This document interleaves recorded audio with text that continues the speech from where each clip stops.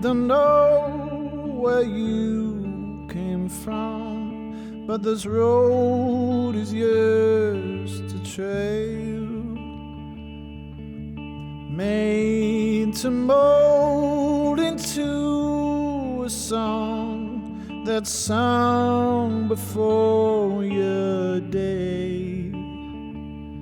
So you found the beat, the melody, the words to lift your soul. You were made with love. You were made with love. You were made with love for this world. Silence speaks under our feet. The roots signal across the land. Oh, these cosmic plans vibrate, sending souls for helping hands. So you sow the seed and let it breathe until it found its roots. You were made with love. You were made with love. You were made with love for this world. Sometimes the world will move you, push, pull, there ain't no choosing. You were born through the lights of return. Sometimes the mind unravels, goes round in circles, travels. Your home is the heart, all is well. Oh, your home is the heart, all is well. Your home is the heart, all is well.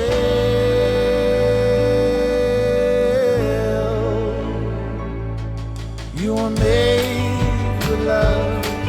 You were made with love. You were made with love for this world. You were made with love.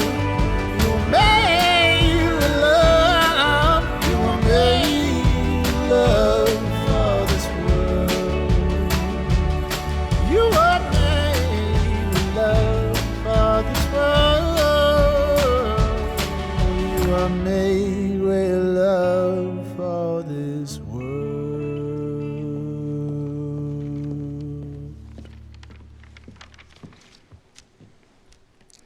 Hello. For those of you who don't know me, my name is Tracy Button. I had the pleasure of being married to my husband, Jim, for the past 25 years. My task today is to welcome you all here to the celebration of Jim's life. Thank you very much for coming and for making time in your day to remember Jim. Many of you in the audience have traveled from quite a distance to be here with us. That's quite a testimony to the types of friends that Jim collected. Seeing you all here together is a great pleasure for our family. I'm sure Jim is somewhere right now suffering from the worst case of FOMO you can possibly imagine. He really hated to miss a good party. Jim would have delighted in bringing you all together and would have spent his time connecting those of you who don't know one another to each other. That man sure knew how to work a room. Over the next couple of hours, I invite you to take a moment to introduce yourself to someone you have yet to meet and to find out a little bit about them. The world will be made better because of your efforts. It's important to me and my family that we take a moment to thank everyone involved in making today's celebration a reality. Jim asked a small but mighty group to lead today's efforts. We would like to thank Dave, Sarah, and Gary for everything they've done. You are all remarkable people, and we are so grateful. Today would not be possible without you. I would be remiss if I didn't mention that, unsurprisingly, there was a small army of friends, family, leagues, colleagues, businesses, artists, photographers, musicians, technicians, and organizations helping with every single aspect of today's celebration. Thank you all for your incredible generosity in making today a reality. We will have we will all be able to rest a little easier after having a moment to remember our friend Jim and the impact he had on our lives. It is now my pleasure to introduce to you Jim's dear friends, the talented visual artist Mandy Stobo, and today's Master of Ceremonies, the incomparable Dave Kelly.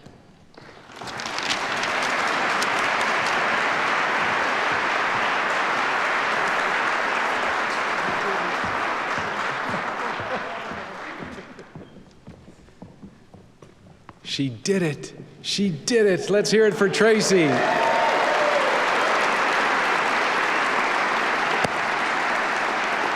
Well done, Mom. That was so good. Thank you so much. Hi, Mandy. We ready? I think so. Okay. Jack, Amanda, you ready? Good.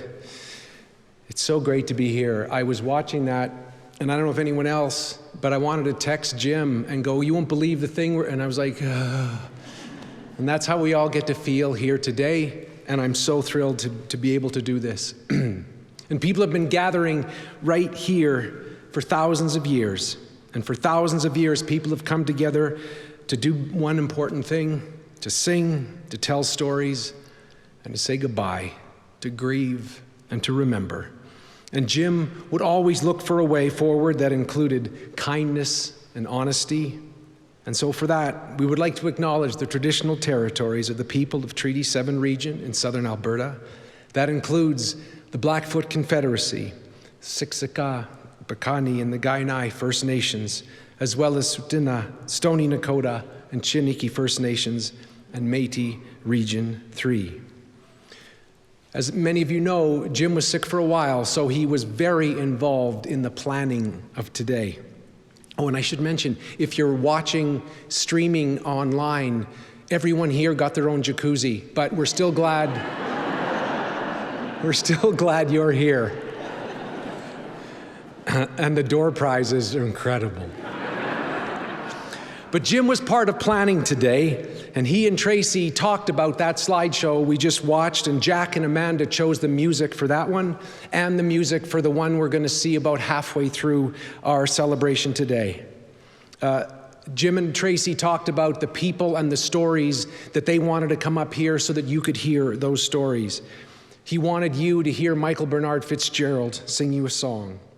And he wanted this whole part on stage to end with his good friend Fraser Abbott playing the bagpipes and leading us out into the lobby where we would all have a beer, village beer. But most of all, he wanted you to know how much he loved you. You guys, Trace, look out there. All these people are here just for you. That's why we're all here. It's amazing. And if you look around this room, you'll see Jim's collection of friends, and we come from everywhere, don't we? If you're looking, some of them you look moderately fit, and that might be the super jocks or the soccer teams. Some of the more erudite, artistic ones who are here for a good story or music, maybe they're here from Dave Kelly Live or Circle or Calgary Cares or the Eddies. And the snooty ones looking around surprised that Canada even goes this far west. Those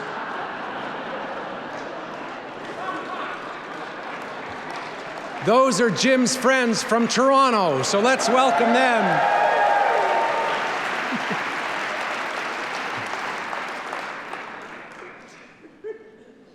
We do welcome you. We'll just talk slower so you understand. All of our good friend, Jim. Jim was born January 13th, 1964, the third of four boys, Hal, Dave, Jim, and Pat. Their parents, Byron and Barb, were both born in 1932. Barb died in 2010, and Byron died in 2017. Now, Jim's dad was in the military, and according to legend, Jim was conceived here in Calgary. I think we have a video. No. But he was born in Germany, moved to Italy, then Quebec, then Cold Lake, Alberta.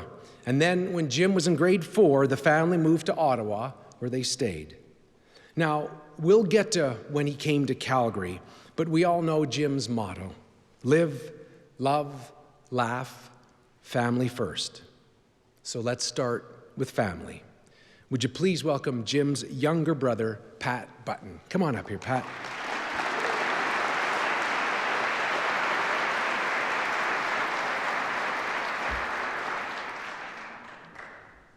Wow. Dave Kelly, is this slow enough?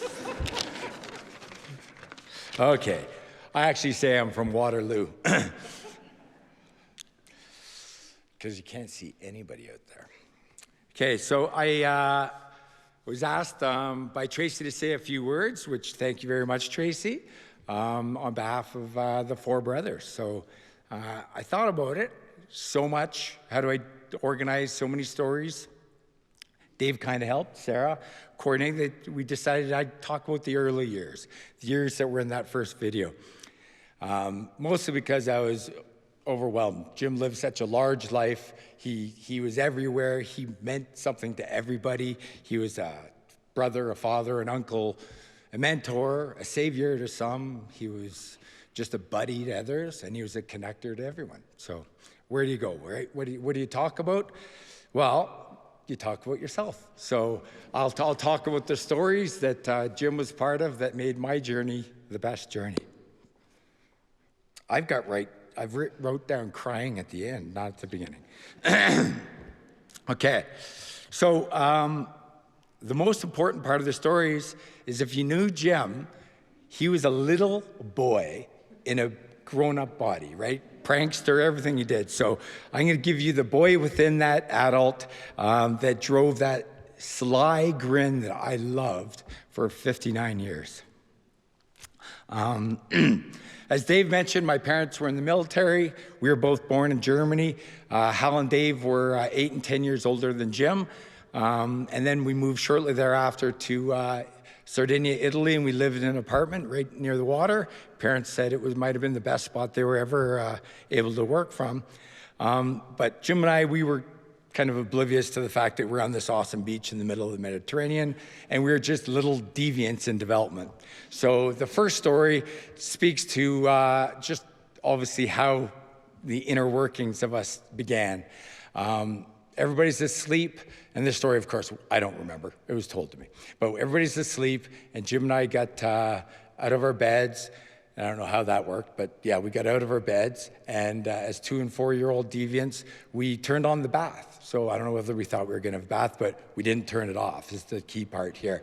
So we moved into the kitchen, emptied everything out of the kitchen, throwing stuff around, apparently got the dozen eggs because they didn't just float, they were on the wall, so we were throwing them. So apparently we were laughing in hysterics the whole time. Just having a great time like the 2- and 4-year-old bandits that clearly we were. And the part I hadn't told about the story was, since it's Italy, marble floors that went 12 inches up the wall. So 4 or 5 hours of this fun that we were having created a bit of a pool. So mom and dad and older brothers woke up to the noise of us hooting and hollering, thinking that, oh, geez, they got to get them to bed. They woke up early. They got out of their beds and sploosh into their brand new indoor pool.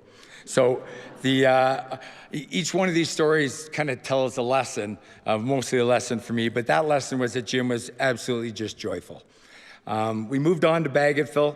Bagotville is where basically our Stand By Me adventure started. So if anybody's seen the movie Stand By Me, that's basically our upbringing, a lot of trouble. Didn't see any dead people. No dead people. And it started there, friggin' cold, right? Northern Quebec. So all I remember is the winter, we had these massive drifts that would go 12 feet high in the backyard. And there'd be equally magnificent icicles that would grow off the back of the house. I guess they didn't have eaves troughs. So Jim and I, since we were allowed to wander aimlessly as Stand By Me proteges, we were kind of left to our own devices just to find fun. He's 6 years old, so I was safe, right? Like big brother.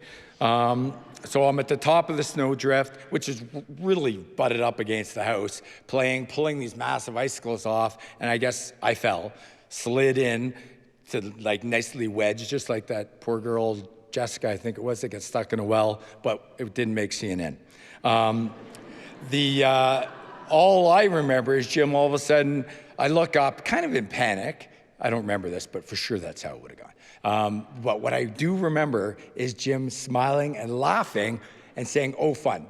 So he He knocked down more icicles, which probably almost skewered me, slid down beside me, and we played in our little ice cave for a couple more hours. Mom and Dad, for sure, wondering where'd they go. Hopefully Jim got spanked as the big brother, but the lesson there, and if anybody knows Jim, he was an outdoorsman, so I think that's his first adventure as an outdoorsman. We moved into Cold Lake, the Army brats that we were, and took the Stand By Me story to probably an Olympic level. And we had this spectacular valley behind us.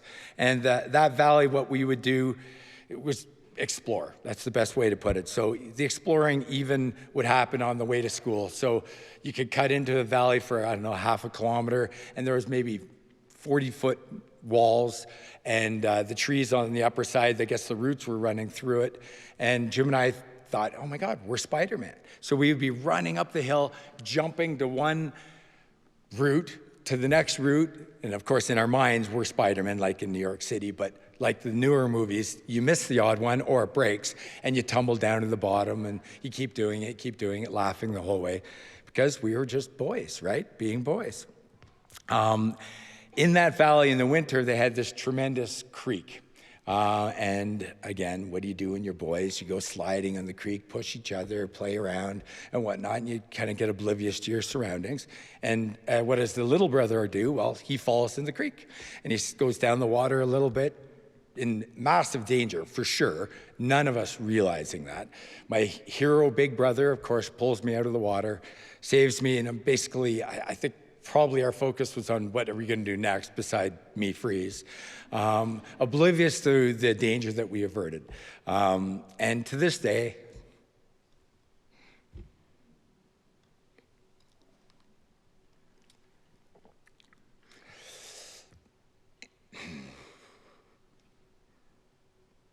one of my favorite movies is It's a Wonderful Life.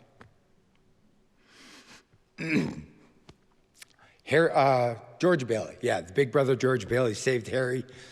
I didn't save a PT boat full of people, so I haven't lived up to what Jim did, but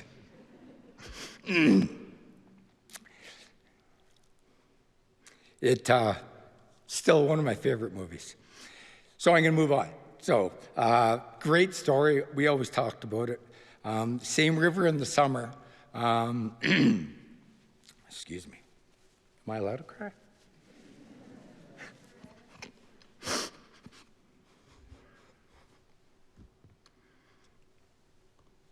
Valley, right behind there.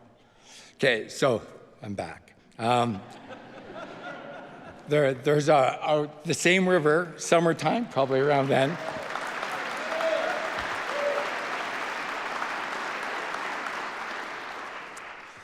So in the summertime, we would go down to the river, same river, and there's a bunch of boys playing in the river, and it's got a pretty good flow to it, this river. I don't even know what it is, but there is a section of rapids that we were told never go there, blah, blah, blah, blah. The older kids are, of course, going down the river. Jim and I don't know how to swim, but we want to go in. And one of the kids goes, it's easy. You just go in. Oh, we don't know how to swim. Oh, yeah, well, that's okay. Under the bridge before the rapids, there's a bunch of nails, 9-inch nails, just like the band, that you go underneath, and you just have to grab them and pull yourself to shore. Without a pause, Jim's in. So, hey, I'm in too, wait for me, big brother. We're floating, bobbing around, go down to the river. I can't believe we didn't skewer ourselves there also. We grab the nails, we pull ourselves to shore, we go, oh, that was the best. And then the kid's handing us this white salt shaker. We're going, salt? He goes, what's that for? He points to our legs, and we're covered with leeches. You think we'd cry, you think we'd go, oh my God. No, Stand By Me. You salt it, you pull it off, and you go for another run. It's awesome. So that's kind of how we were living, and I think that fed into Jim as an adult. Older brother Dave, he had a motorcycle, so you can imagine us at our ages wanting to be a part of that. Dave was driving up and down the back hill, same thing, I don't know, 30 foot, 50 foot, whatever. More feet than he went is the story. So he offered Jim a ride, and he's going up the hill, because that's responsible too. And Jim fell off the bike flipped over. It didn't hit anybody, so nobody was hurt. And again, what does Jim do? He just laughs the whole way he's rolling down the hill. So Valley contributing to so much fun. One time, really raining in the back in the river. We're along the edge, and we got the boots and rain jackets, and no idea, no coming in. Didn't have Nintendo, didn't have Sega, none of those stuff. I like that stuff, by the way. But so we're playing in the mud, because that's what you do. Missed dinner because it's so late, but we're stuck in the mud. We'd played so much that we'd wedged our boots all the way as far as the boots would go. And the beginning of our negotiations, which I never really won, but I remember this one, smugly Jim had to get out and go tell Mom that we're stuck. So I just remember perfectly clean white tube socks, walking away into the darkness and up the hill. Mom came, pulled us out. It was all good. The best part was Mom would tell the story. Mom would tell the story is one of her favorites because she saw the boyhood in us. So the lesson there, Jim loves to play. The next one's a bit dark. It's still in Cold Lake, but not just because it's in Cold Lake. The people in Alberta, Gary, understand that better than you.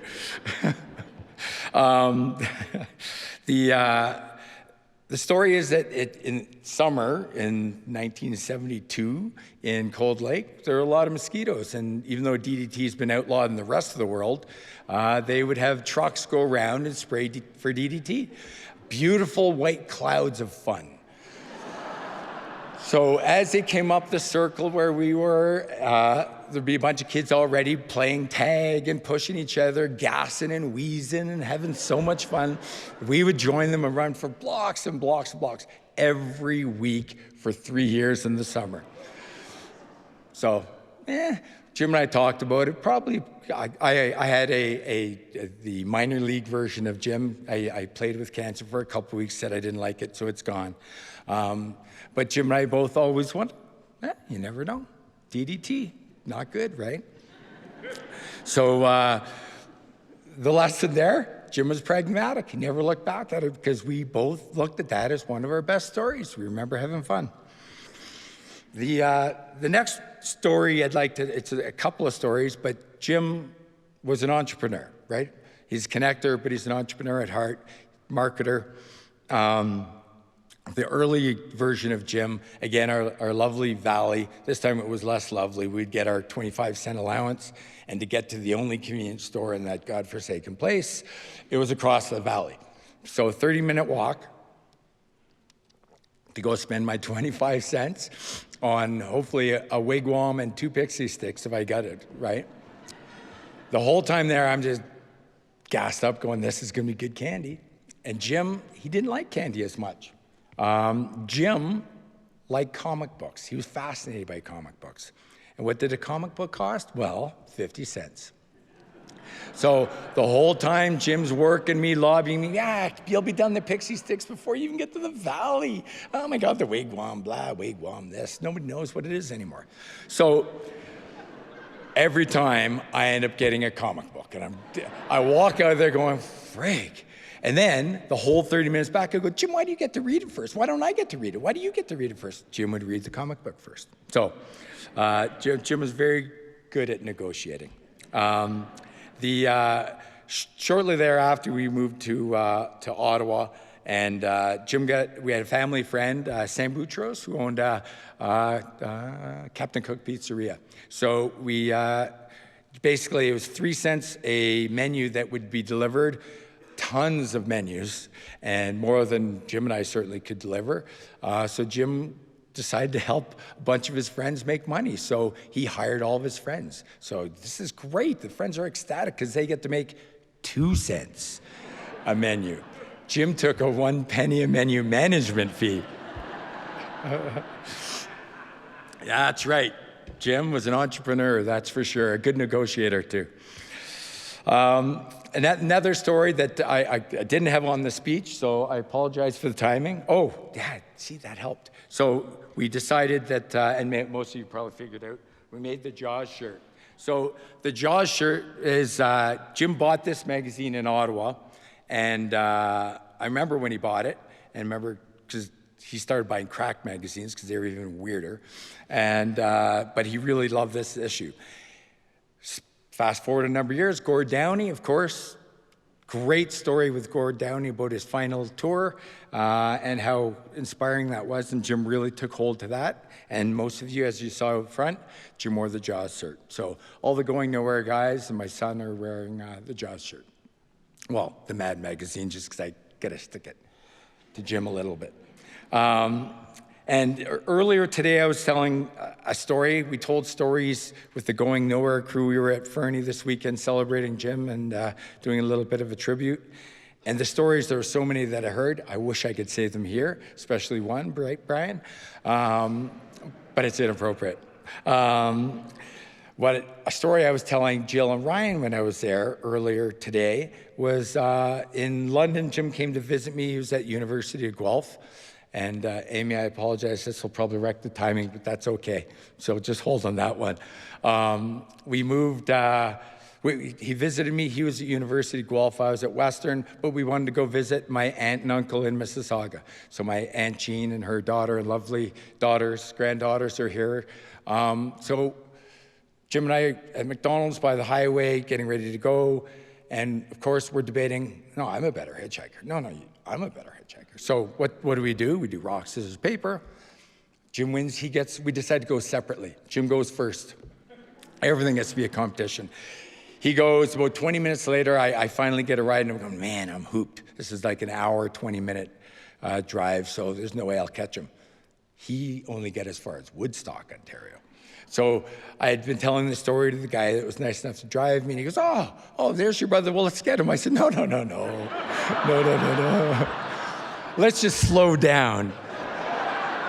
So I wave, right? I'm going to win because I'm the little brother. No, it never ends up that way because I get dropped off on Erin Mills Parkway. It's 4 kilometers away, but probably he won't get a ride there either. Everybody's going on the 401 somewhere. And I'm humping, I'm probably 2 kilometers away. And there's Jim. No way. So I'm already going, okay, he wins. But hey, he's my big brother. He's nice. He had the guy pull over. Father and a son going to the Blue Jays game, decided to go take Jim all the way right to my aunt's place. I go, Jim, yeah, I'm really hot and tired. And he takes off. Right? So Jim was at the most a prankster. Okay, so those are some of the stories I wanted to share. I did want to talk a bit about brothers. This is one of our first Button Brothers tournament. We've got a great trophy my dad made. I don't know how many years we did it. I'm not on it enough, so we stopped tracking. But the 4 brothers are tight, and we've got an impenetrable bond. And to be quite honest, Jim, well, he was our glue. He was the super glue for us. He was the best of us. We always knew that. We didn't say it to him, of course, because we're brothers. We did worse. We called him our little sister because he was the slightest of us. And he, of course, none of us had empathy. He had all of our empathy in one, and the soft skills and whatnot. I think in his post, he even called us Neanderthals. Nice, Jim, nice. So we're tight. So Hal and Jim and Dave, cheers. I, on the other hand, was the wild card. Certainly the Going Nowhere guys know most of the stories. Jim kept me out of trouble a lot of times. Didn't keep me out of jail enough times. He guided me. He protected me. I'm going to miss my God, my brother, and my best friend. I love you all.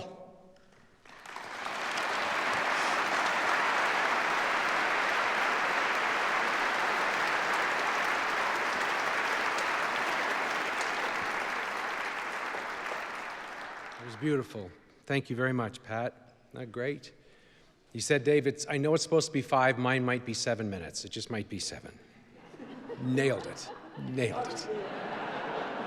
It's perfect. It's perfect. Where else are we going to go? Where else would any of us rather be than right here today? So I am just fine. After high school, Jimmy went to the University of Guelph, graduated, worked mostly in Toronto until 1993 when he moved permanently to Calgary.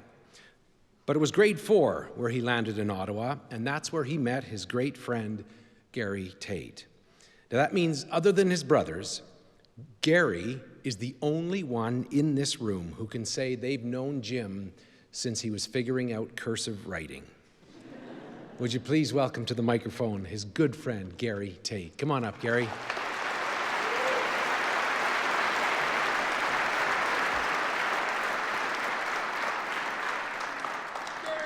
Whew. Well, good. It's good that you can't really see out there. Vast. Jim asked me to say a few words, but now I know why. After Pat's speech, I'm going to make Jim sound really good. Wasn't sure why he wanted me to be here, because, but now I do. Thanks, Pat. Jim has always been there for me, standing in the wings, offering his support, laughing and encouraging me, and smiling. Jim would always give you his opinion, whether you asked for it or not.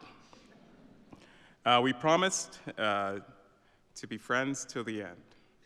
We pushed the envelope. We saw the whole picture, alpha and omega. We thought of life as a whole. Jim and I talked about everything. We competed, we bet, we planned. We even talked about this day, believe it or not. We would bet who would have more people at their funeral.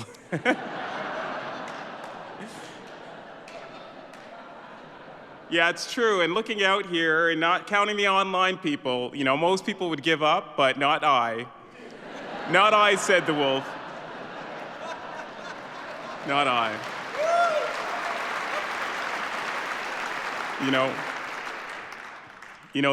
This day just shows me that I have to work at being better. But he's definitely left me a good blueprint to follow, so I may join a few more clubs and be less about me.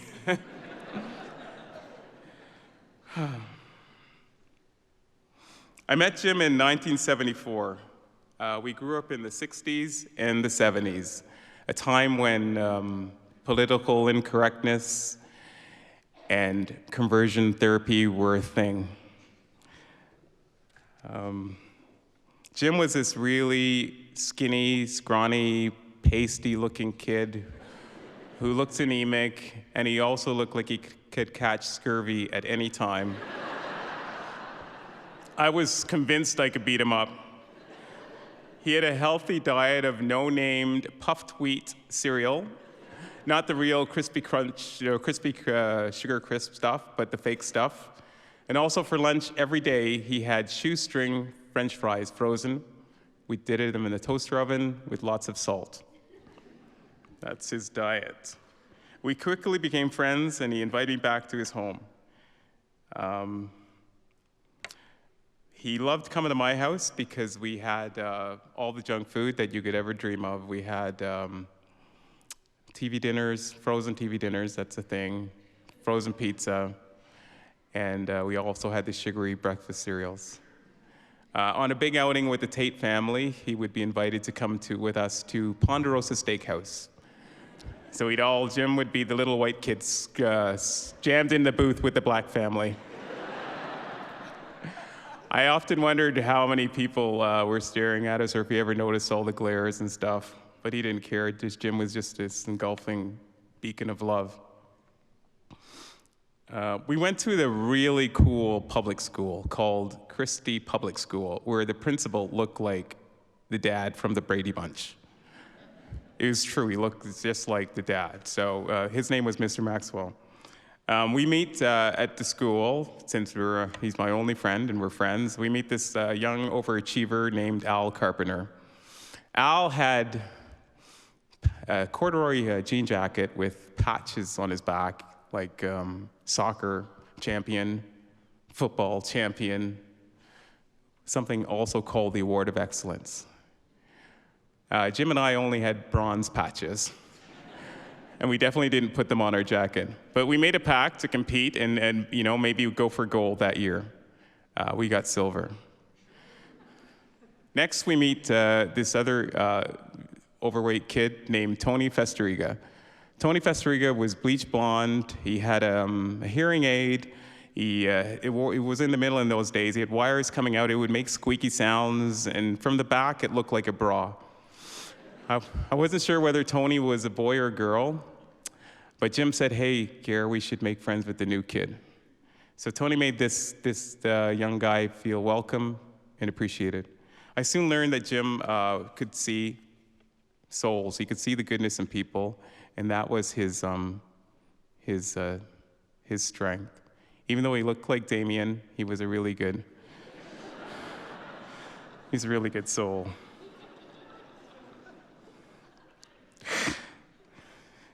You remember that, Damien? Yeah.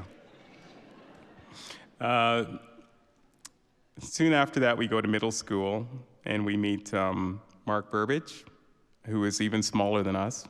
Mark was like 74 pounds. And we meet Garth Collier, who had to be home before the streetlights came on. I also wanted to mention Mark lost his daughter a week ago, and I know that Jim would want us to remember Camille Burbage Esquerdo. So I just wanted to keep her in our prayers and thoughts as well.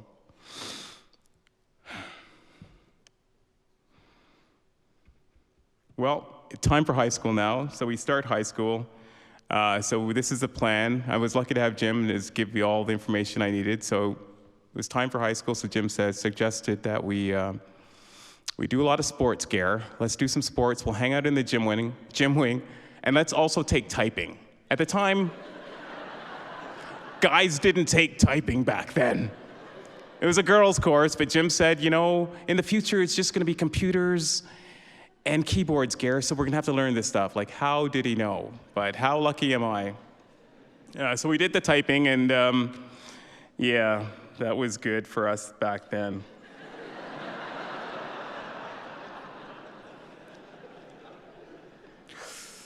Well, we got cut from every team in grade 9. And unfortunately, we still hadn't grown. Girls would see us in the hallway. "Oh my God, you're so cute! Do you go here?" They try to pick us up. So it really, we really knew that we weren't going to be getting any girlfriends. So we focused on just, school.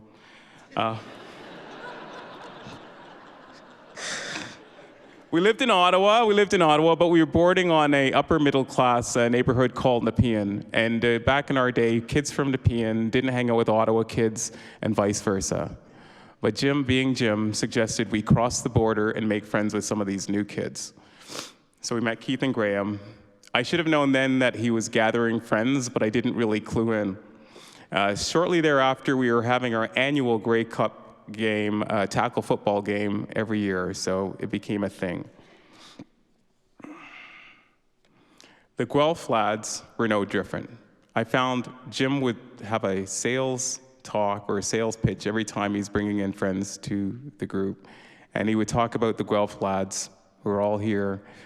They all had nicknames: Skinny, Creepy, Dull Boy. I didn't have a nickname, but he said, "Gary, you're going to need a nickname." So these are great lads as well. I knew that they were all special, so I could see that Jim had this ability to connect people, and they were all good souls. Many are called, but few are chosen. Jim became my barometer for good friendships, and as people in my life came and go, he would always be there. Even though we're all sad today and grieving, Jim would want us to accept what is happening and keep moving forward, keep standing and be happy. Smile and not waste any of this precious time, all the while creating amazing moments, memories, and experiences. So many of us get busy with our lives and forget to invite the people who make life special back for more. The best lesson I've learned from Jim is, if you want a good friend, you have to be a good friend. Live, love, laugh, repeat. Thank you for listening.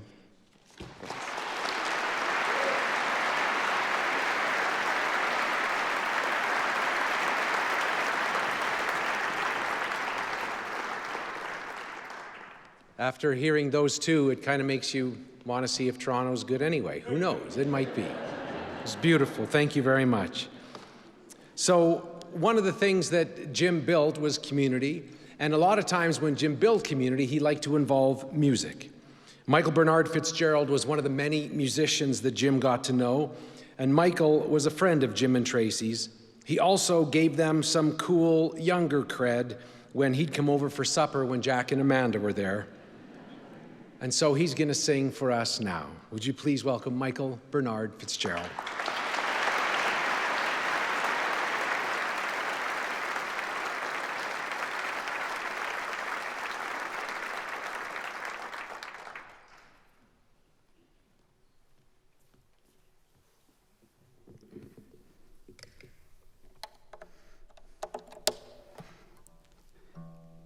I do wish today that someone would just take us through all the nicknames that Jim created for the various groups he was part of.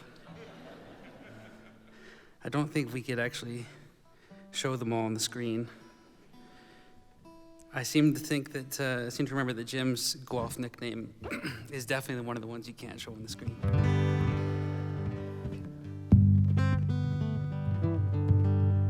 I think it had to do with the dirt bike.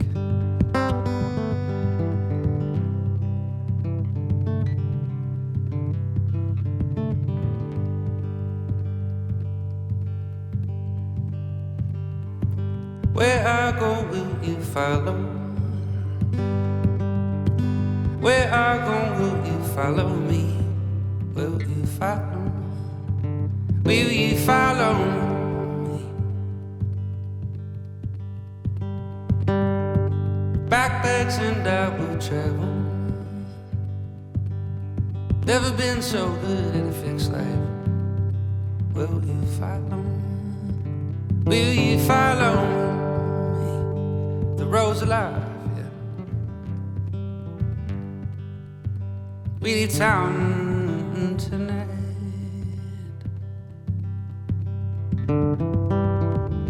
Hold on, my darling. Hold on, my sweetheart. Even when we go, babe, I'm gonna use my heart. So follow me, my darling. Follow me, my sweetheart. Even when we go, babe, follow my heart.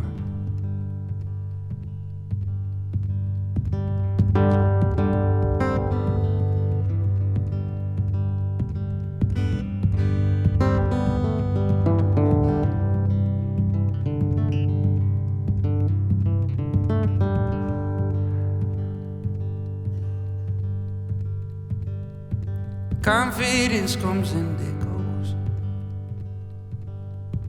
Raindrops down a window pane. Will you follow? Will you follow me? The road's alive. We leave town tonight.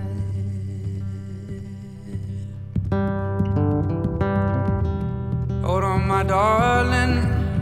Hold on, my sweetheart. And when we go, babe, I'm gonna use my heart. So follow me, my darling. Follow me, my sweetheart. And when we go, babe, follow my heart.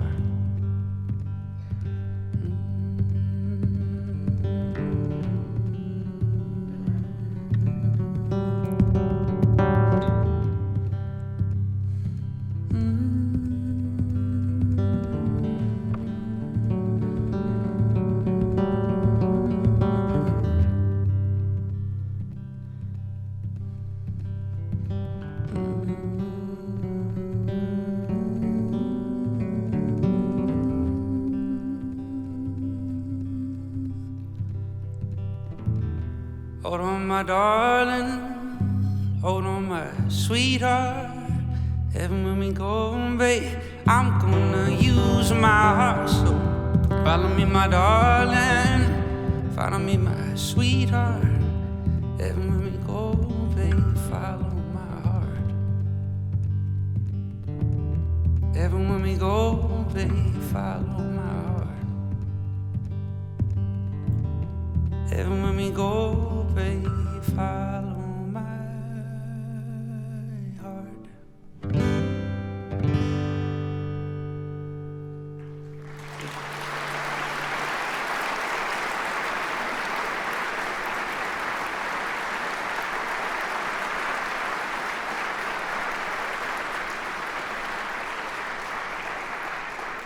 Thank you so much, Michael. Well, I talked about Jim moving here in 1993, and one of his favorite stories to talk about moving here was that 2 days after he moved here, he met Tracy. And 4 years later, on August 30th, 1997, they were married. 6 years later, 1999, their son, Jack, was born. And 2 years after that, in 2001, Amanda arrived. And if you ask Jim for his favorite words in the English language, he wouldn't even have to think about it. One would be Jack, and the other would be Amanda. Let's welcome Jim and Tracy's kids to the stage.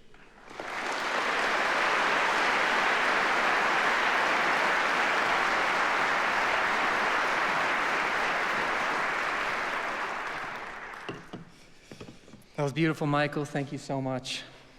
First off, we would like to start by saying thank you to everyone who is here today and everyone who wanted to but couldn't make it, especially those watching from afar. We are incredibly lucky to be surrounded by such an amazing community of people who loved our dad and our family. He was a collector of friends, and we are honored to have so many of them celebrating alongside us. The support that everyone has provided is overwhelmingly kind and has helped ease this experience immensely. We are forever grateful for all of the love that we've been shown. Our dad was an incredibly wise man. Our mom often says he lived 5 lifetimes in 59 years. He used his gift of wisdom, along with his incredible sense of humor, to guide not only our family, but our community through his cancer journey. During his stay in hospice, he was very intentional about the conversations we had and gave us time to ask important questions that allowed us to feel at peace, having no regrets, and knowing we got the most out of every single second that we had together.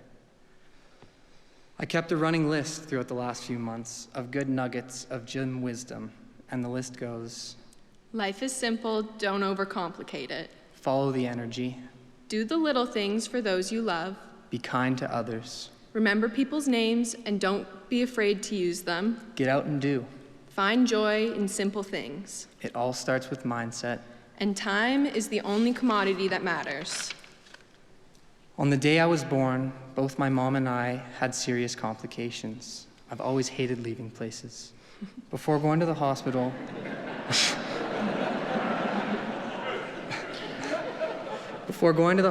my parents had a discussion, and they decided that in case of an emergency, my dad was to come with me. We spent the first 24 hours of my life laying skin to skin in the NICU until I could be returned to my mom. When we all reunited, my dad turned to my mom and said, "I just realized I've been waiting my entire life to be a father."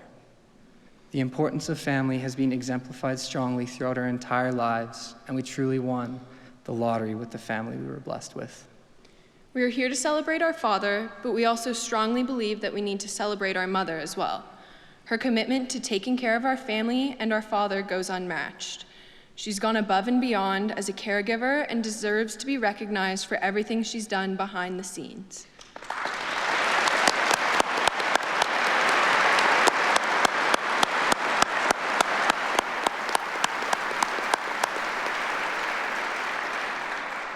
Mom, you've been on call for 7 years.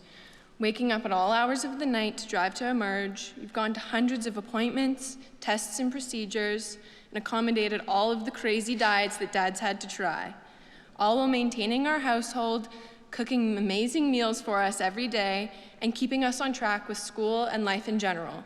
You've even picked the seeds off of Dad's strawberries. Your relationship has set such an amazing example of what a true partnership should be, and we can only aspire to have a partner like you in our lifetime. When you said, "in sickness and in health," you really meant it. You showed how deeply you care, how capable you are, and your unmatched resiliency. Mom, you're the reason we are still in one piece today, and you truly are our superwoman. We love you so much.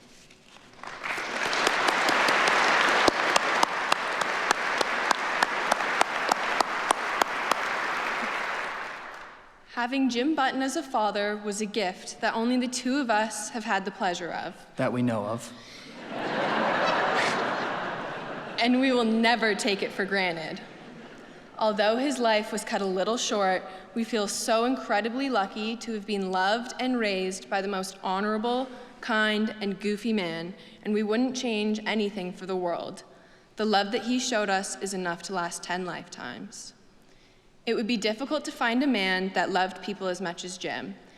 His joy in life came from human interaction. He was blessed with the gift of the gab and had a heart big enough to fit the whole world. Although he may not be with us physically, his energy will carry on in many ways. Whether it is a sound, a feeling, or a memory, he lives on in all of us. If you ever find yourself thinking of Jim, Amanda, Tracy, and I urge you to take a moment and smell the roses, as he was a man who lived in the moment and was incredibly gracious for the little joys in life. In true Jim Button fashion, I'd like to raise a glass to honor and celebrate a life that was truly lived to the fullest. Cheers, Dad. Cheers. This one's for you.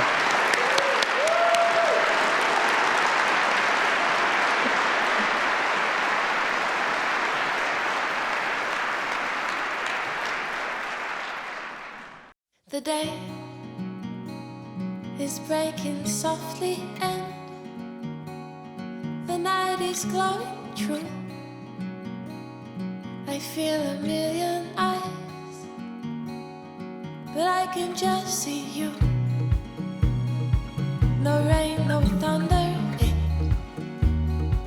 it's just your light, your voice, the heaven of our kiss, the wonder of our choice. So breathe, breathe, breathe, darling, you can make my love your home, make my love your home. And please, please, please, darling, do, if you can be right, make my love your home.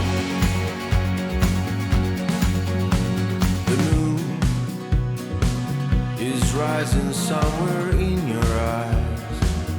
Yes, this is real. My rain will wash your hands. Your fire came to heal. You are dance, the life we'll share, the life we came from, sure. I'm shivering, sure I'm scared, but I'm all yours. So breathe, breathe, breathe, darling, you can make my love your home, make my love your home. Please, please, please, darling, if you can be right, be wrong, make my love your home.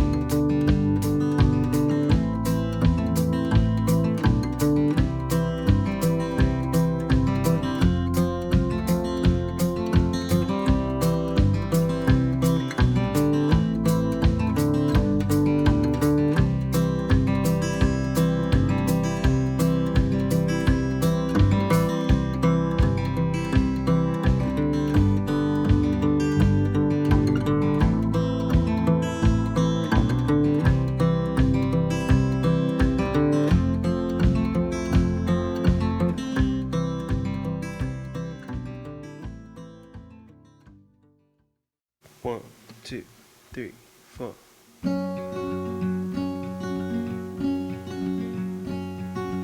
I am not a raincoat here to keep you warm. Then we go back in the closet after the storm.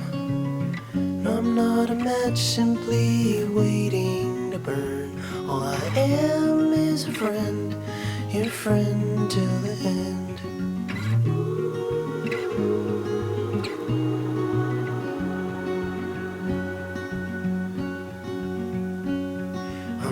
Your impression of a city you wish you loved more than everything you gave for it. And I'm not here to criticize the risk.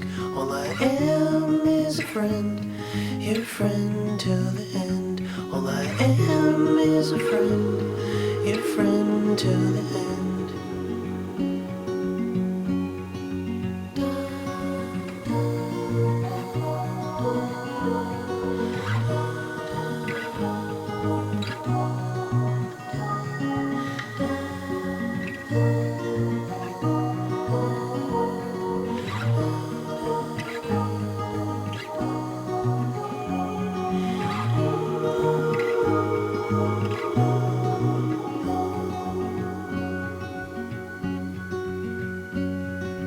I am not a witness here to call you in for the things that you done or the thing that you did. And I'm not the shadow of anyone you've been. All I am is a friend, your friend till the end. All I am is a friend, your friend till the end. All I am is a friend, your friend till the end.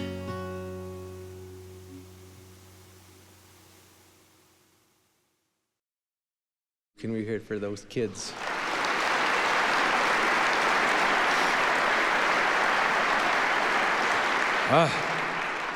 One of the communities that we want to live on is the Jim Button Community Builder Fund. A lot of folks have sent notes to all of us and said, hey, if we wanted to contribute flowers or what do we do, what can we do? Well, Dan Evans from Evans Hunt, along with the folks at Village Brewery and DKL, had this brainwave. It was mostly Dan's, but we want to take as much credit as we can. Which is, what if we put some money together and try to get a big enough pool that there'd be interest every year, and Tracy would get to recognize someone and award someone who is building community in Calgary. Somebody who has a spirit of Jim, of bringing people together in some way that makes our city better. So if you'd like to donate, please do, and it's easy to find. Just Google Jim Button Fund and you'll find it. Many of us also know Jim from another community called Village Beer, which, although they are makers of delicious and refreshing drinks, including their latest line of non-alcoholic beer. Don't forget to like and subscribe. Village Brewery was always about building one thing, a village. A few years ago, Village announced Jeff Popiel as their new president to help continue that charge, and Jim wanted Jeff to come up here and talk a bit about the insights into business that Jim passed on. Let's welcome Jeff Popiel.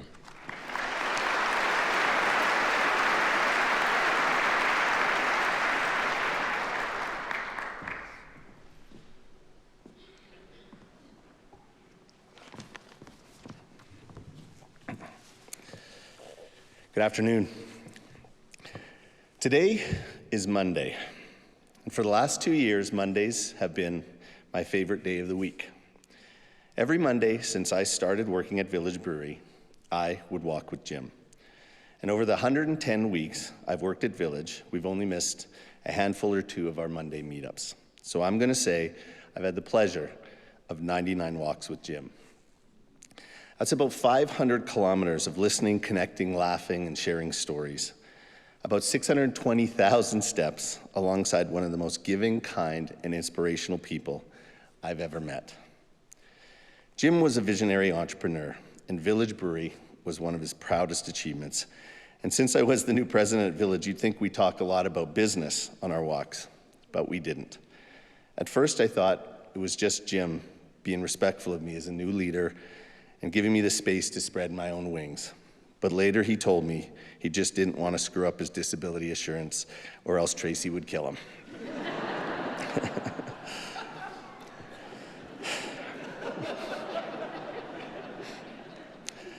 Every walk with Jim was a gift, and they all started the same way. I would show up at 8:59 a.m., park in front of house number 435. As I would step up to his front door, and before I could ring the bell, it would open. He was fully dressed, ready and waiting for me with a big grin on his face. I'd say, "How are you feeling today, buddy?" Like $1,000,000, he'd say, every time, regardless of how he was actually feeling. Jim never complained. Not one time did he ever feel sorry for himself. Most people don't know that Jim lived with constant pain for a long time because he would never make a big deal about it or even acknowledge it was there. Never. Well, actually, that's not completely true. There was this one time last spring, around the time the whole world was talking about Russia invading Ukraine. On that morning walk, I asked Jim my customary, "How are you feeling today, buddy?" And whether it was my question or the pain level he was dealing with that day, he replied in frustration, "Like $1,000,000 fucking rubles." We both paused, then looked at each other, and then we both started to laugh. For months after that walk, every time I'd ask him, he'd give me the same answer prefaced with a big grin, like $1,000,000 fucking rubles. No matter what the adversity, Jim had an unfailing positive outlook. When Jim went into hospice in November, he emailed a final goodbye note with the news to a group of his friends. I remember getting the email while I was working in my office and feeling almost in disbelief as I read the update. He signed off with, "I love you all." It was finally coming, the end. I didn't know what to feel or think. I looked back at the page and there was a postscript. "P.S. it said, and I apologize in advance if I end up in hospice for another 6 years." Even in the darkest, heaviest of times, Jim never lost his sense of humor. It's like he knew what all of us needed to hear in that email. On another walk, I discovered Jim's vacation to visit his kids down east would overlap with a business trip I had coming up in Toronto, so we decided to meet for dinner. 2 weeks later, there we were, in a restaurant off Queen Street in Toronto. What a treat. Fantastic food, Jim even cheated on his diet, and a great night of conversation. Over dinner, I mentioned to Jim that I heard a mutual acquaintance of ours had been awarded the Queen's Platinum Jubilee Medal, and that remark made Jim look a little bit uncomfortable. "What?" I said. "Nothing." "Come on, what?" He stared at me. "All right, I'll tell you. I won one too." "What? You won a Queen's Platinum Jubilee Medal?" I was shocked at how casually he just blurted it out. "Yeah," he said, "they told me a few months ago, and I'm supposed to be receiving it tonight with the other recipients back home." "Tonight? And you're having dinner with me?" It was mind-blowing that we had walked weekly for months and Jim hadn't mentioned it. To Jim, telling me he had won a prestigious award, crowning his life work of community building, wasn't as important as asking me how my daughter did in a ringette tournament over the weekend, or if I was making enough time for my wife Holly in our busy lives. Another time we went for a walk, Jim told me the story that started almost 10 years ago. Back then, Jim and his partners sat around an old card table, over many a night imagining their plans for what would one day become Village Brewery. The wobbly four legs and wooden top eventually became Village's first makeshift boardroom table, the place our founders would navigate the entrepreneurial obstacles that come with all startups, the place they would create a community building vision for their brewery, and the place where the very first clink of 7 beer bottles echoed off our walls, celebrating the success of realizing their dream of building a local craft brewery. Many years later, as new breweries would open in Calgary, Jim would loan the card table to the new entrepreneurs as a welcome to the industry, as a physical symbol that others before them had gone through the same hardship that they might be going through, and as a reminder that it would all be okay and that Village would be there for them if ever they needed support. The loan of the table had only one proviso. that when a new brewery would open in Calgary, the table would be signed by its current holder and passed along to continue the chain. Today, the card table has 12 signatures on it from many of Calgary's finest breweries. I mentioned earlier that Jim and I never talked about business. No, we didn't. We never talked about competition. We definitely never talked about spreadsheets. But everything I needed to know about business, about competition, about collaboration, about building community, I learned in one story about a card table. When someone knows they have a finite number of days left in their life, time is an incredible gift. So after 99 walks with Jim, I find myself here.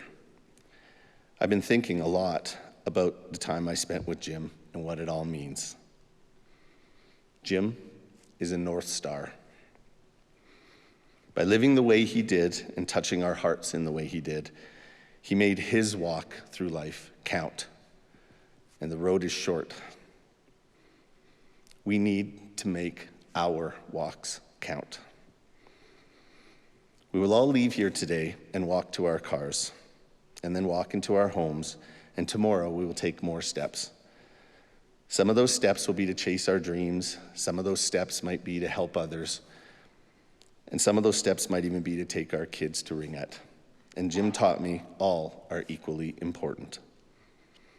I'm sure the world won't see another Jim Button anytime soon, but may the lessons he taught us be a legacy that live in our hearts forever.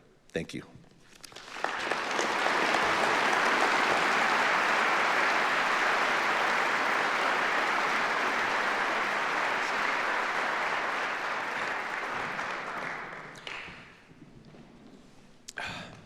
So, the spring of 2016, Jim's cancer scare turned into a terminal diagnosis, and the circles of Jim all vibrated with the news. All of us feeling, what? Of shock, and the no of sadness. All of us, except Jim.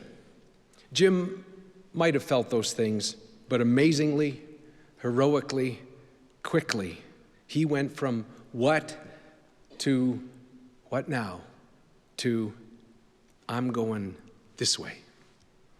And along that way, one of Jim's friends from his marketing and branding life suddenly found herself joining the Cancer Club with Jim. And to talk a bit about that, would you please welcome Jim's great friend, Sarah Geddes. Come on up, Sarah.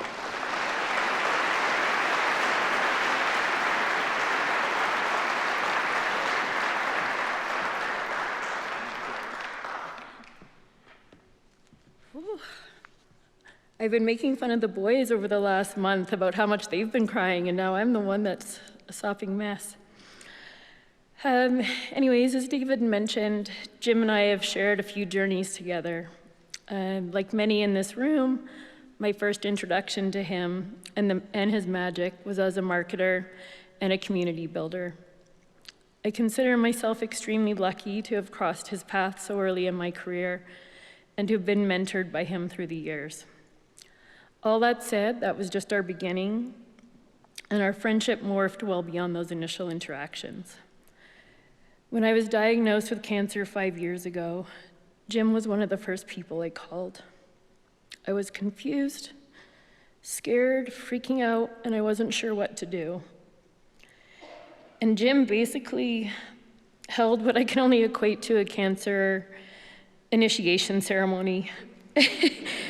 He told me in no uncertain terms that cancer is a club you join, but it's not one that you're ever allowed to leave, which I didn't love. I fought him hard on that. I was convinced I would kick cancer to the curb, I would do it and move on, and then prove some sort of inner strength. But Jim knew better. He'd been there. And now I know what he actually meant. You can kick the diagnosis, but you can never kick the responsibility of giving back to others facing the same situation. With Jim, it didn't matter what hardship you faced. It could be cancer, another medical diagnosis, or just a plain bad day. The one thing I suspect all of us in this room have in common is that after a bit of time with Jim, everything just felt better. It was light. He magically made darkness and tough times disappear. It's going to be a really big void for all of us to fill. I've caught myself texting and calling him multiple times over the last few weeks out of habit. He was our person, and as empty as it feels, I know Jim would want us to focus on what we have gained from our friendship with him versus what we've lost. There are many practical medical lessons I learned from Jim, like make the nurses your best friend, they control the drugs, they control everything. That was definitely a very good lesson. Never go to an appointment on your own because you won't remember anything past the first few minutes. And he always gave kudos to Tracy for bringing her notepad and keeping track of everything. And he also made it really clear that your mental health is equally or even more important than your physical health. You can't have one without the other. There's no question that Jim helped keep me alive through a very difficult time. But more importantly, he taught me how to live. I'd like to share a few of those life lessons with you now. Prioritize those that matter. In Jim's own words, his most cherished collection was his family and friends. The rest of it to him was noise. He encouraged me to learn to say no to things that open up time for me to spend with those that matter most. In today's ceremony program, you received a stamped postcard. In Jim's honor, we'd like to ask that you send a note to someone you've been meaning to reach out to but just haven't had the time. Just say hi, or I love you, or whatever you have to say, but do it in Jim's honor. It would be really grateful. Doers do, they just do. Stop asking how you can help, just do it. If something bothers you, do something about it. If you want to give back to someone or something, just give. Don't wait for an invitation that isn't going to come. Get off your keyboard and into the real world and impact change. Jim was brilliant at this. He sparked change just because it needed to happen, and he didn't think twice about what other people would think. He would just state what he was going to do without waiting for permission. Say what you need to say. Life is short. None of us know when our time might come to an end. Jim said what needed to be said, and he never held back. Through the past few months, I've witnessed some of the most beautiful moments of friendship as Jim normalized love and vulnerability with his friends. We've now nicknamed Gary Davies Care Bear because he learned to love out loud. Emails from the League of Extraordinary Gentlemen are now all signed with "I love you, man," or something to that extent. That is Jim personified. He loved and he created love. Release the people and things in your life that take more than they give. Lastly, this is a real lesson for all of us to pay attention to. If someone or something no longer serves you, let it go. This is one of the last lessons Jim had to learn himself and that he shared with me. Protect what matters most and funnel all your energy into that. Do not let other things or people take that away from you. A few days before Jim left us, he asked that I come to see him one final time at hospice as he had a few things he wanted me to know. In his words, I need a final download. That was always his code for this is important and I need to be real without scaring anyone else. I ran from a meeting and went straight there, knowing my final minutes with him were upon me. I'll never forget that visit, nor take for granted how fortunate I am to have been blessed with such a friendship. This is how the conversation went. Jim, I need you to know you've been as much of a teacher to me as I've been to you, but I'm officially passing the torch. You need to take care of everyone. I can't do it anymore, and I need to know they're going to be okay. He wasn't just referring to those struggling with cancer, but also to Tracy, Jack, Amanda, his closest friends, and anyone who else feels lost.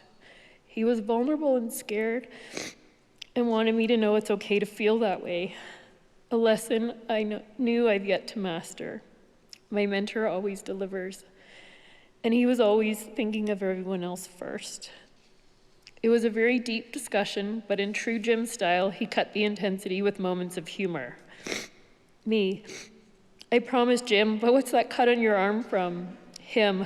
Oh, shit. Literally shit. I fell trying to shit. That's why I know it's time to go. I literally can't shit without help anymore. We laughed and then we cried. He spoke about how selfless the staff at the Rosedale Hospice were, how they changed his life and gave him the farewell he so desperately wanted with his family. He described what he was going through as he had done the entirety of his journey, so I would be prepared when my time comes, and it was beautiful. And then he reverted to ass talk.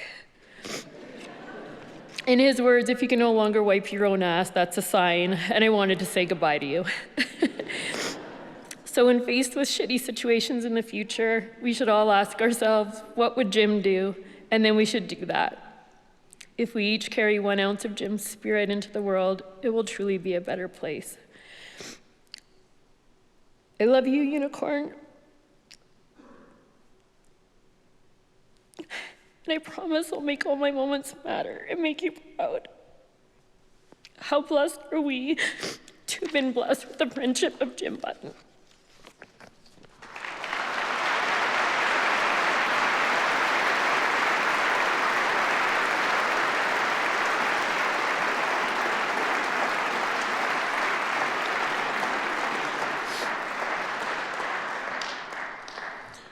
Jim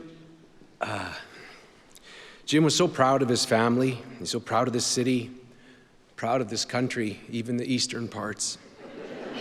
But he was. I've been lucky to have spent some great moments with Jim on stage, at events, on walks, in a tub, in an MRI machine, and hanging out in hospice. I was visiting Jim with Gary Davies a few weeks before he died. Now, there's a few things you need to know about Gary Davies. He's a business guy. He runs companies. He runs board meetings. And I can tell you, when he runs a board meeting, there's no one's job at the end of the board meeting to give everyone a hug. That doesn't happen. So there we were in the hospice with Jimmy. And when Gary got up to go, Jim said, "I love you, Gary." And Gary said, "Thanks." And he turned to leave the room. "I love you, Gary," said Jim. And Gary said, "I know." And as Gary started to leave again, Jim said, "Gary, you can't leave until you say, 'I love you.'" And Gary half laughed, half cried, and then just cried. And he said, okay. I love you too, Jim." And Jimmy was proud of that. Jimmy did a lot of business, a lot of marketing, a lot of meetings, a lot of community, but he knew what mattered. He knew what it was at the heart of everything was love. And it was that love that drove Jim to write his final blog post. Those of you that saw that, huh? And I know on your program it says that I have the final words. I lied. Because Jimmy spent a lot of time writing that final blog. He wrote it knowing it was for the day he died.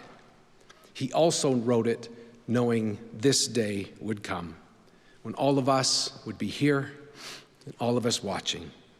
And he wanted to give one more gift for all of you. So we asked my brother to come to his house with an audio recorder. He got his friend Dave to do some music. He got Mandy to do some art, because he wanted this moment, these next 10 minutes, right now, to be one more time when we could all gather with Jim. Well, that was one hell of a ride. I'm pretty sure Hunter S. Thompson would gleefully pat me on the back for following his edict. Life should not be a journey to the grave with the intention of arriving safely in a pretty and well-preserved body, but rather to skid in broadside in a cloud of smoke, thoroughly used up, totally worn out, and loudly proclaiming, "Wow, what a ride." From the moment I found out I have terminal cancer, I've understood that I live a full life. A life with few regrets, a ridiculous amount of adventure, and an equal amount of love, gratitude, and friendships galore. So I've never been afraid of this day, nor should you of yours. It's actually that simple. Live, love, laugh, repeat. Or, as my mom said to me on her deathbed, be nice to others, laugh every day, and most importantly, remember life's pretty simple, so don't overcomplicate it. My mom was pretty smart. Live, love, laugh, repeat. I got lucky in life. Well, I felt lucky.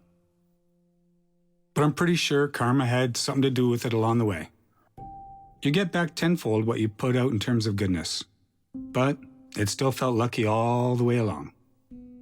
I was born into a family that believes the same motto our family presently holds, which was family first.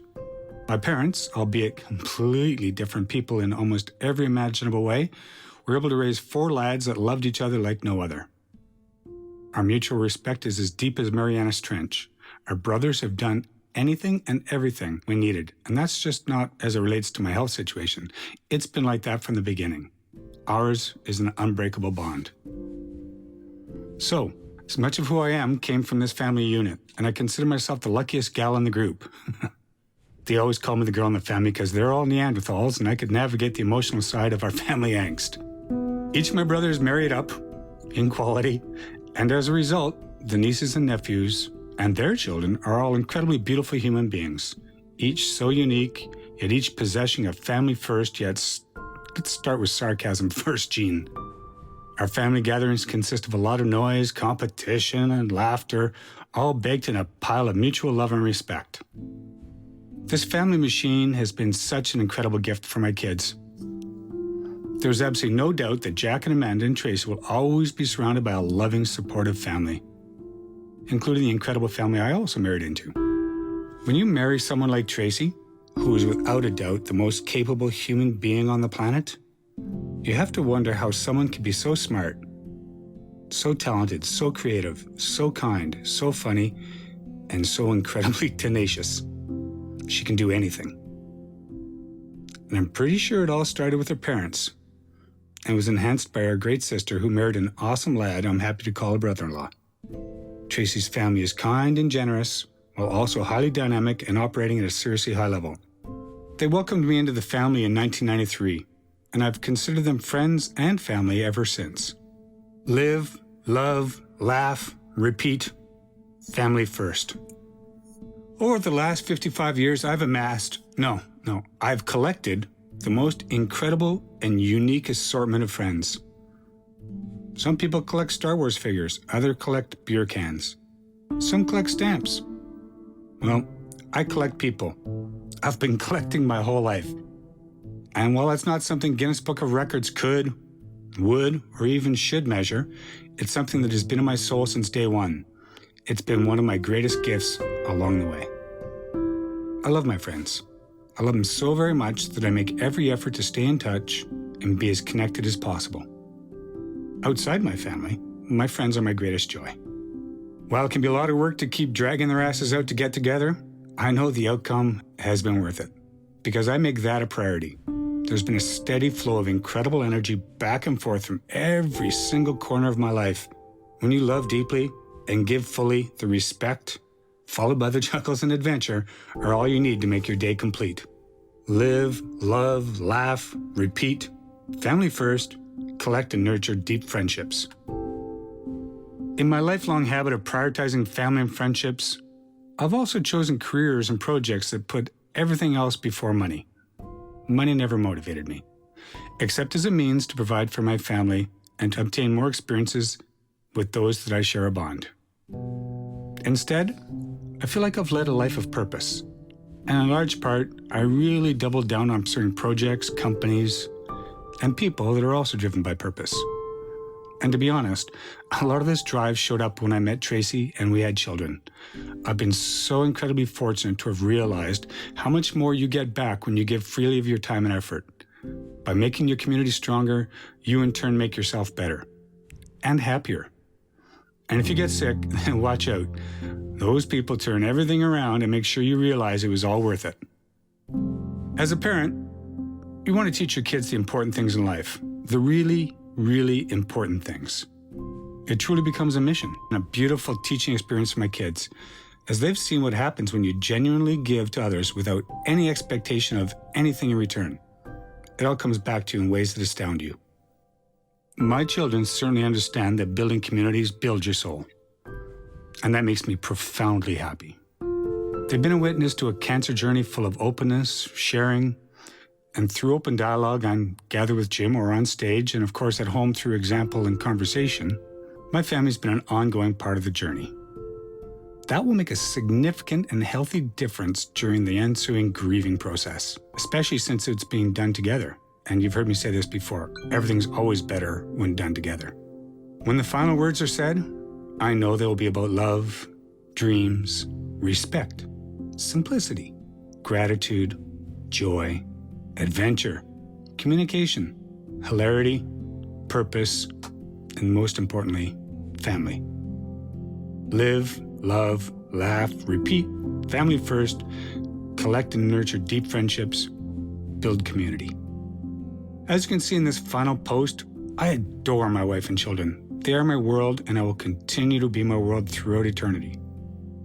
I believe my spirit will live on in the most simple of ways, like when they listen to Beck play Where It's At, or when they see a fast-moving river, they hear me talk about the sounds of the waves, or how it's higher or lower than usual. Or if they have French fries, mashed potatoes, scallop potatoes, lemon Greek potatoes, roast potatoes, baked potatoes. Well, you get the message. I like potatoes.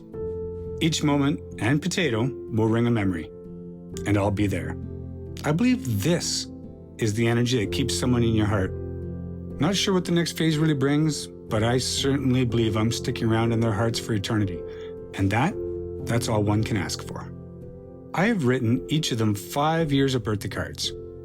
I guess the surprise is out now, kids. While they have each other and family and friends, I want the cards to interject little pieces of joy and delight. Not because I'm concerned with their sadness, but because I've always been focused on the joy. The lesson all along has been to enjoy each day, not by fretting about what bad may come. But I know there will be a void, and there will be grieving, and you can't skip the various stages of grieving. But grief is experienced differently by everyone. And now, this is where I'm going to ask for a favor from the internet and from those of you in the audience. Please be aware of what my family is going through, and know that while it's been a very public cancer journey, I want to protect my family's privacy, their time, and their space. It's my request from the other side that if you were close before, be close again. If you've been cheering us on from afar, please know we appreciate all your good wishes. As an albeit deceased, but protective husband and father, I ask you to give my family space. I have loved receiving the incredible volume of calls, conversations, emails, texts from around the world as a result of this blog. So many great moments of mutual support, recounting memories of lost loved ones, dialogues on mindfulness, and even, surprisingly, a robust interest in unicorns. It's felt good to help others, as they either follow behind me or lead in front of me. I started this blog so my friends could come here to find out, what was going on with me. I knew I'd be asked a lot of questions about my health, and I didn't want to have to always talk about my cancer, so I started writing this blog as a communication tool. But what started as a tool for me ended up being a catalyst for change I wanted to make in society. That is, our inability to look at death and disease. We avert our eyes. We gloss over it completely in the hope that it's not standing right in front of us. And that causes so many problems.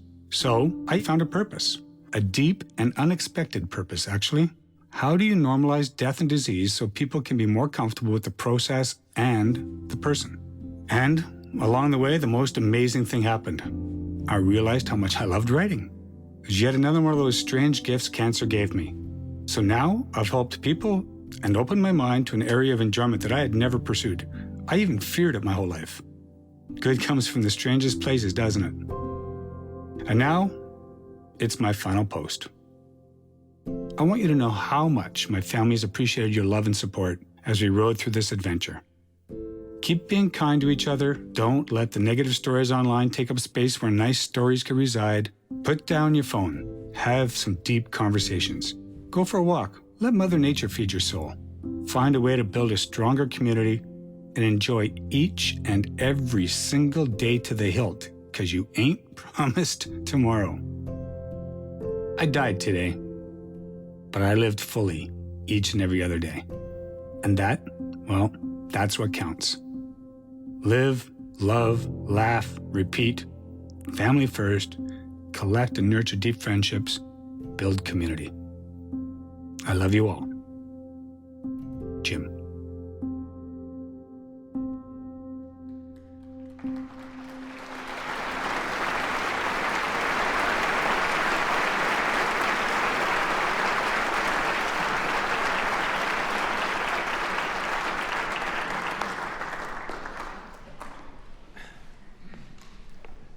Jim wanted this day for all of us, but especially for you, Tracy, and you, Jack, and you, Amanda. Jim said it, I don't need to. Will you lead us out? We have some village beer to get into us.